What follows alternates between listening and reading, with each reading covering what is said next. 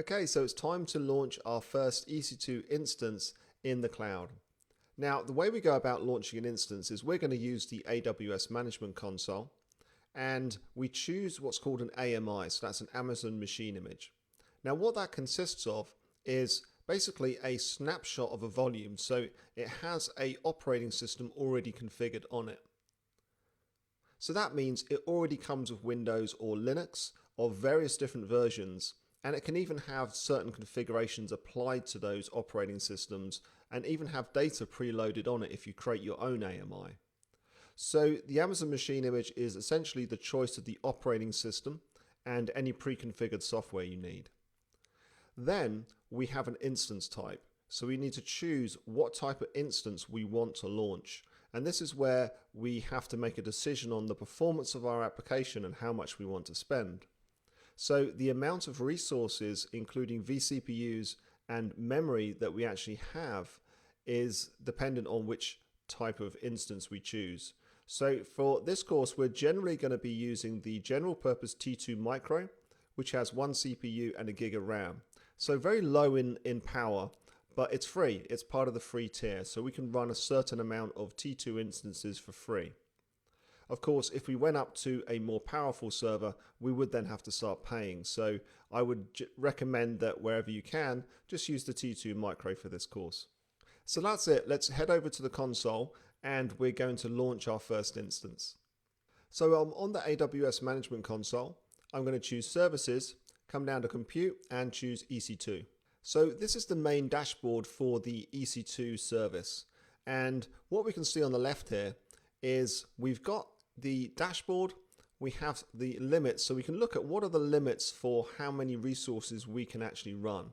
And it tells you how much you can actually provision before you hit some limits. And sometimes you can actually extend those limits if you need to. Here we have our instances, so we're able to launch our instances on the cloud. And there are various other things that you can have, such as launch templates, which configure certain configurations for your instances when you launch them. We have AMIs, so these are the Amazon Machine Images I just talked about. The Elastic Block Store, which is the block-based storage system that we use. Now, in this particular section, we're just going to launch some instances with default EBS volumes. But in the next section, I'm going to talk to you in a bit more detail about that because we're going to be covering storage in a lot more detail. Now, we can configure our security groups for our instances. We can assign elastic IPs if we want to. And we can use key pairs, which are very important. I'll describe those to you shortly when we launch our instance. And what we'll do later on in this section is actually enable auto scaling and load balancing as well. So that's going to be a lot of fun. So I'm just going to choose Launch Instance.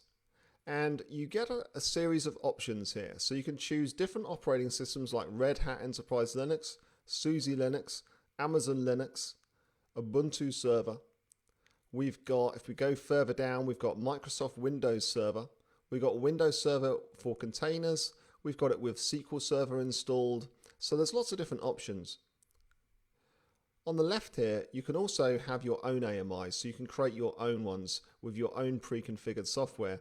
Or you can go to the marketplace where you can find AMIs with software pre-installed, like firewalls, for instance. You can also find community AMIs. So these are ones that people have shared. So they've configured them a certain way and then shared them for other people to use.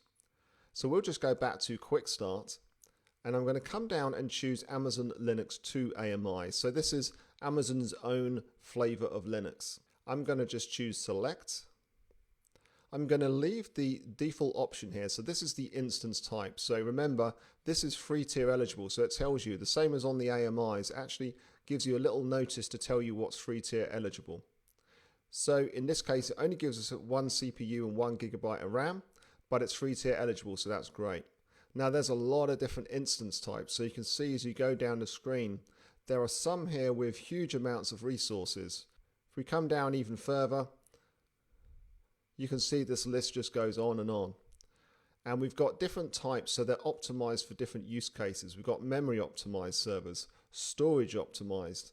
Back up here, we have GPU instances, so they've got graphics processing units in them. And we've got compute optimized. So there's a lot of options, but we'll stick with general purpose and our free tier eligible T2 Micro. We'll click on Next, and now we have a few options. We can choose to launch a certain number of instances. I just want one at the moment. We can put them in a subnet or just leave it to no preference. So we could choose one of these subnets, but I'm just going to leave it. You can also change VPCs if you have a different VPC. Now I'm going to have it auto assign a public IP because I want to connect to it from the internet, and the subnet setting is enabled, so it will by default pick up a public IP address. We're not going to configure any of these other options for now, but I will explain some of them later on. We're just going to go and click Add Storage. And by default, it's going to create an 8 GB elastic block store volume using a general purpose SSD volume type. So this is a solid state drive. I'm going to click on Next. You can tag your resources if you like. So for example, you could say, well, this one is going to be in the department development. And that will add a tag to the instance. I don't need to do that now. So I'm going to click on Next, and now we can create a security group. Now it will create one by default, and it's going to give access via port 22, so secure shell, because this is a Linux server. So I'm going to leave that as it is. I'm going to call it web access. I'm going to copy this and put it in the description as well. And so I'm just going to keep this option with secure shell on port 22. And the source here is from anywhere. And I'm going to choose review and launch. And you can now see all the various parameters that we've just defined, and we're ready to launch. So let's choose launch. Now this is where you need to create what's called a key pair. A key pair is what you're going to use to actually access your instance. And it consists of a public key and a private key, which are related to each other. The public key is held by AWS, and the private key is something you download, and you need to supply it when you authenticate to your EC2 instance. So there are no key pairs here. So I'm going to change to create a new key pair, and I'm going to call this one, so I'm in Sydney, so I'm going to call this Sydney-KP. And I need to choose download key pair. You're going to need to keep this file, keep it somewhere secure. So that's it. I have my key pair, and I'm going to choose launch instances. And now we can see that our instance is launching. It has an ID here, and there's a launch log that you can go and look at as well, and it will tell you what's going on. We can then click on view instances and come back to the console here, and we can see that we have our instance. It's got this ID. You can see what instance type it is, what availability zone it's been put in. It's in a pending state. It's initializing. And you got a bit more information here. We can see what key pair we used, for example, and also critically what security groups are applied to it. Now in the bottom console here, we can see a bit more information as well. So we can see it has a public IP address, and it also has a public DNS name. We can also go to status checks, and at the moment, because it's initializing, we can't see what's going on, but we should be able to see what is the status of the system and the instance. And then there's also some monitoring. So again, these will take time to populate, but this is using the CloudWatch performance monitoring tool. And you can see some quite detailed information about the resources that are being used by your EC2 instance. So that's it for this lesson. We've launched an instance, and I'm going to leave this instance running. And in the next lesson, I'm going to show you how you can connect to this